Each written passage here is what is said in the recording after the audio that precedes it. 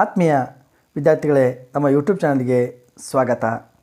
ಇಂದು ನಾವು SSLC 4ನೇ ಅಧ್ಯಾಯ ವರ್ಗ ಸಮೀಕರಣಗಳ ಪ್ರಶ್ನೆಗಳನ್ನು ಹಾಗೂ ಅದರ ಉತ್ತರಗಳನ್ನು ನಾವಿಂದು ನೋಡೋಣ. ಮೊದಲು ಪ್ರಶ್ನೆಗಳ ಕೋಟೆಯನ್ನು ನೋಡೋಣ. ಈ ಪ್ರಶ್ನೆಗಳ ಕೋಟೆ ಸ್ಟಾರ್ಟ್ ಆಗೋದು ಎಲ್ಲಿಂದಪ್ಪ ಅಂದ್ರೆ ಬಹು-ಆಯ್ಕೆ ಪ್ರಶ್ನೆಗಳು. ಆ ಪ್ರಶ್ನೆಗಳನ್ನು ಹಾಗೂ ಅದರ ಭಾಗಗಳನ್ನು ಬರೆದುಕೊಳ್ಳಿ ವಿದ್ಯಾರ್ಥಿಗಳೇ. ಅಂದರೆ ಆಯ್ಕೆ ಭಾಗಗಳಂದ್ರೆ ನೀವು ಕನ್ಫ್ಯೂಸ್ ಆಗಿಬೇಡ್ರಿ, ಆಯ್ಕೆಗಳು. ಆ ಆಯ್ಕೆಗಳನ್ನು ನೀವು ಸರಿಯಾಗಿ ಬರ್ಕೊಂಡಿದ್ದೆ ಆದರೆ ನೀವು ಮುಂದೆ ಆನ್ಸರ್ ಬಂದಾಗ ಅದನ್ನು ಈಸಿಯಾಗಿ ಅದರ ಆನ್ಸರ್ಗಳನ್ನು ಬರೀಬೋದು ವಿದ್ಯಾರ್ಥಿಗಳೇ.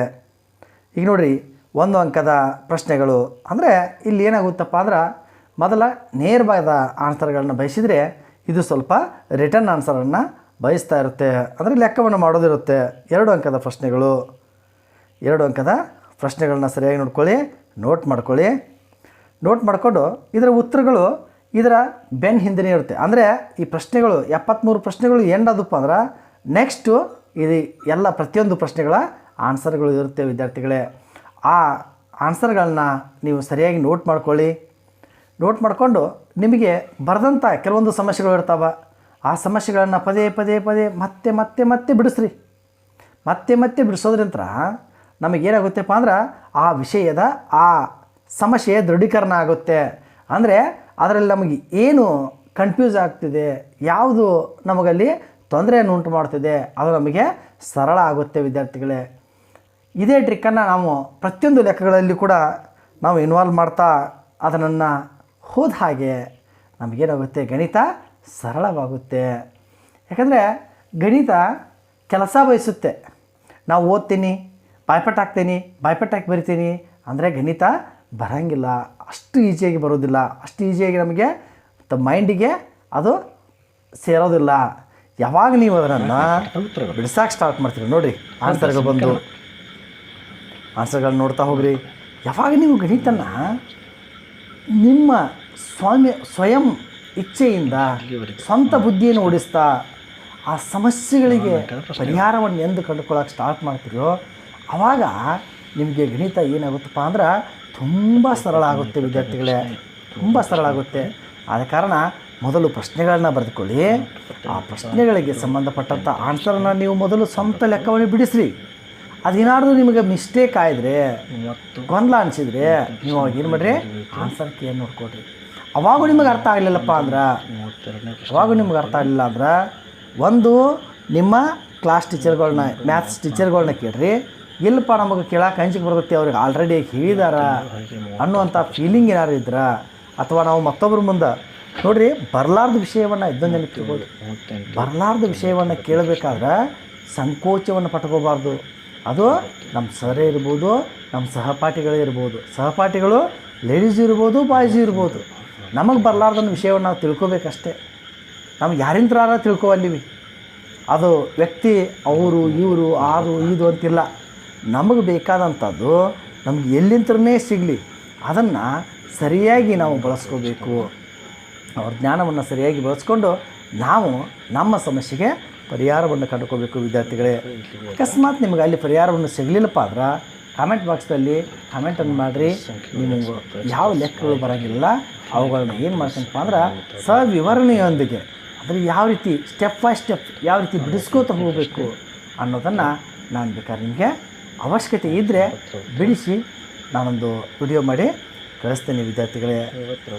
ಈಗ ನೀವು ಈ ಆನ್ಸರ್ಗಳನ್ನು ಸರಿಯಾಗಿ ಬರೆದುಕೊಂತ ಹೋಗ್ರಿ. ಯಾಕಂದರೆ ಪ್ರಶ್ನೆಗಳು ಆನ್ಸರು ಲೆಂದಿಯಾಗಿರೋದ್ರಿಂದ ಸ್ವಲ್ಪ ಈ ಸ್ಕ್ರೋಲ್ ಮಾಡುವಾಗ ಅರ್ಧ ಅದು ಆಗಿರುತ್ತೆ. ಅದನ್ನು ಬರ್ಕೊಂಡು ಸ್ವಲ್ಪ ಪಾಸ್ ಮಾಡಿಕೊಂಡು ಮತ್ತೆ ಮುಂದಿನ ಬರ್ಕೊಳ್ಳಿ ವಿದ್ಯಾರ್ಥಿಗಳೇ. ನೋಡಿರಿ 53ನೇ ಪ್ರಶ್ನೆಗೆ ಉತ್ತರ ನೋಡಿರಿ ಇಷ್ಟು ದೊಡ್ಡದಿದೆ. ಅದಕ್ಕೆ ಅದನ್ನು ಪಾಸ್ ಮಾಡಿಕೊಂಡು ಏನು ಮಾಡ್ಕೊರಿ, ಸ್ವಲ್ಪ ಕ್ಲಿಯರಾಗಿ ನಿಮಗೆ ತಿಳಿಯೋ ಹಾಗೆ ಬರೆದುಕೊಳ್ಳಿ ವಿದ್ಯಾರ್ಥಿಗಳೇ. ಇದರಿಂದ ನಿಮಗೆಲ್ಲ ಉಪಯೋಗ ಆಗ್ತಾ ಇದೆ ಅಂಥೇಳಿ ನನ್ನ ಅನಿಸಿಕೆ. ಅಕಸ್ಮಾತ್ ಅದು ಸತ್ಯನೇ ಆಗಿದ್ದರೆ ನೀವೊಂದು ಲೈಕ್ ಕೊಡಿ. ಹಾಗೆ ಕಾಮೆಂಟ್ ಬಾಕ್ಸ್ದಲ್ಲಿ ಇದು ನಮಗೆ ಯೂಸ್ ಆಗ್ತಿದೆ ಸರ್ ಅಂಥೇಳಿ ಒಂದು ಅಥವಾ ಓಕೆ ಅಥವಾ ಲೈಕ್ ಮಾಡುವಂಥ ಒಂದು ಸಿಂಬಾಲ್ನ ನೀವೇನು ಮಾಡಿರಿ, ಕಾಮೆಂಟನ್ನು ಮಾಡಿರಿ.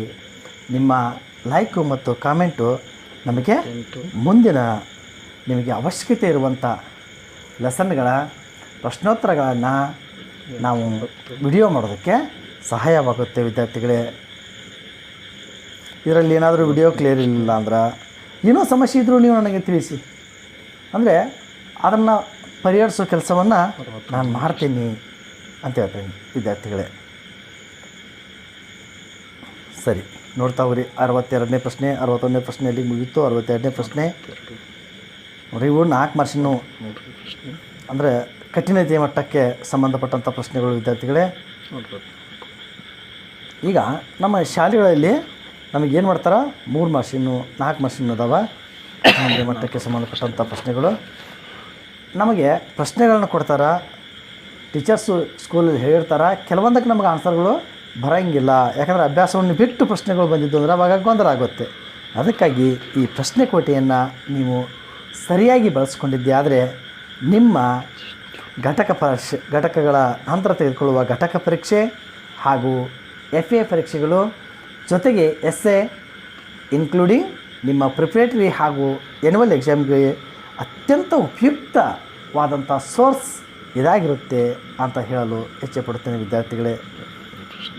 ನೋಡಿ, ನಿಮಗೂ ಕೂಡ ಅದು ಅಷ್ಟು ಉಪಯುಕ್ತ ಐತಿ ಅಂತ ಅನಿಸಿದರೆ ಈಗಾಗಲೇ ಹೇಳಿದ ಹಾಗೆ ಒಂದು ಲೈಕು ಮತ್ತು ಕಾಮೆಂಟನ್ನು ಕೊಡಿ ವಿದ್ಯಾರ್ಥಿಗಳೇ.